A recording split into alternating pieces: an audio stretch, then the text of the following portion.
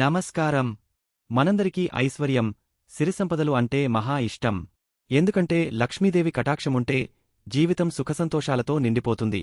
అందుకే లక్ష్మీదేవిని శాశ్వతంగా మన ఇంట్లో, మన హృదయంలో నిలవాలని కోరుకుంటాం.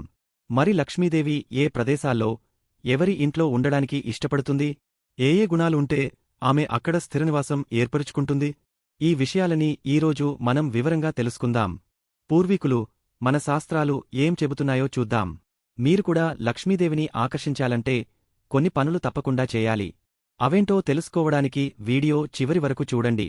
లక్ష్మీదేవికి అత్యంత ప్రీతికరమైన వాటిలో మొదటిది పరిశుభ్రత. ఎక్కడైతే ఇల్లు, పరిసరాలు శుభ్రంగా ఉంటాయో, మురికి, అపరిశుభ్రత ఉండదో అక్కడ లక్ష్మీదేవి నివసించడానికి ఇష్టపడుతుందని అంటారు. కేవలం ఇంటిని శుభ్రం చేసుకోవడమే కాదు, మన శరీరాన్ని, మన మనస్సును కూడా పరిశుభ్రంగా ఉంచుకోవాలి. రోజూ స్నానం చేసి శుభ్రమైన దుస్తులు ధరించడం, ఇంటిని ఎప్పటికప్పుడు శుభ్రం చేసుకోవడం, ముఖ్యంగా ఉదయం, సాయంత్రం వేళల్లో ఇల్లు పరిశుభ్రంగా, వెలుతురుతో ఉండటం లక్ష్మీ కటాక్షానికి చాలా ముఖ్యం. మురికిగా, చిందరవందరగా ఉండే ప్రదేశాల నుండి లక్ష్మీదేవి దూరంగా ఉంటుందని గుర్తుంచుకోండి. హిందూ సంప్రదాయంలో స్త్రీలను లక్ష్మీ స్వరూపంగా భావిస్తారు. ఏ ఇంట్లోనైతే స్త్రీలకు గౌరవం, ఆదరణ లభిస్తుందో, వారికి కష్టాలు, అవమానాలు ఉండవో, అలాంటి ఇళ్లలో లక్ష్మీదేవి సంతోషంగా నివసిస్తుందని ప్రగాఢ విశ్వాసం. ఇంటి ఆడపడుచులను, అమ్మను, భార్యను, అక్కాచెల్లెళ్లను గౌరవంగా చూడటం, వారిని సంతోషంగా ఉంచడం లక్ష్మీదేవిని ప్రసన్నం చేసుకునే మార్గాల్లో ఒకటి. స్త్రీలు ఏడ్చే ఇల్లు, వారికి విలువలేని ఇల్లు లక్ష్మీదేవికి గిట్టదు. అందుకే ప్రతి ఇంట్లో స్త్రీలను దేవతలతో సమానంగా చూడాలి. లక్ష్మీదేవి కేవలం కూర్చున్న వారికి సంపదను ఇవ్వదు. శ్రమను నమ్ముకున్న వారిని, ధర్మబద్ధంగా, నిజాయితీగా డబ్బు సంపాదించే వారిని ఆశీర్వదిస్తుంది. అక్రమ మార్గాల్లో సంపాదించిన ధనం ఎప్పటికీ నిలకడగా ఉండదు. కష్టపడి, చెమటోడ్చి సంపాదించిన ప్రతి పైసాకు లక్ష్మీదేవి విలువ ఇస్తుంది. అందుకే సోమరితనాన్ని విడిచిపెట్టి, నిజాయితీగా మన వృత్తిని నిర్వహించాలి.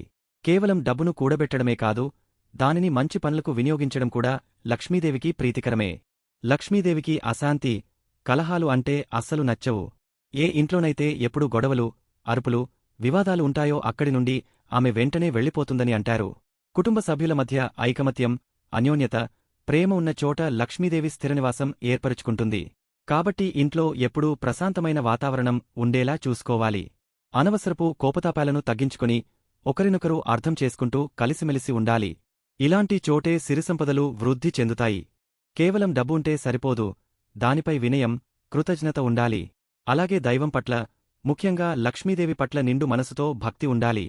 రోజూ దేవుడికి నమస్కరించడం, ఉన్నదానితో సంతృప్తి చెందడం, దేవుడు ఇచ్చిన దానికి కృతజ్ఞతలు చెప్పడం లక్ష్మీదేవిని ఆకర్షిస్తుంది. అలాగే అన్నం పరబ్రహ్మ స్వరూపం అంటారు. ఆహారాన్ని ఎప్పుడూ వృధా చేయకూడదు. అన్నం తినేటప్పుడు అమ్మవారిని తలుచుకోవాలి. ఈ చిన్న చిన్న పనులు కూడా లక్ష్మీదేవికి చాలా ప్రీతికరమే.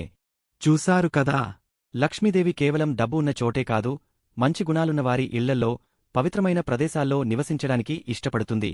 పరిశుభ్రత, స్త్రీలకు గౌరవం, ధర్మబద్ధమైన సంపాదన, నిజాయితీ, కష్టపడటం, ఇంట్లో శాంతి, సఖ్యత, దైవభక్తి, కృతజ్ఞత భావం, ఈ గుణాలని ఎవరిలో ఉంటాయో, ఏ ఇంట్లో ఉంటాయో అక్కడ లక్ష్మీదేవి తప్పకుండా తన కటాక్షాన్ని చూపుతుంది. కాబట్టి ఈ మంచి అలవాట్లను పాటించి, లక్ష్మీదేవిని మీ ఇంట్లో శాశ్వతంగా నిలుపుకోండి.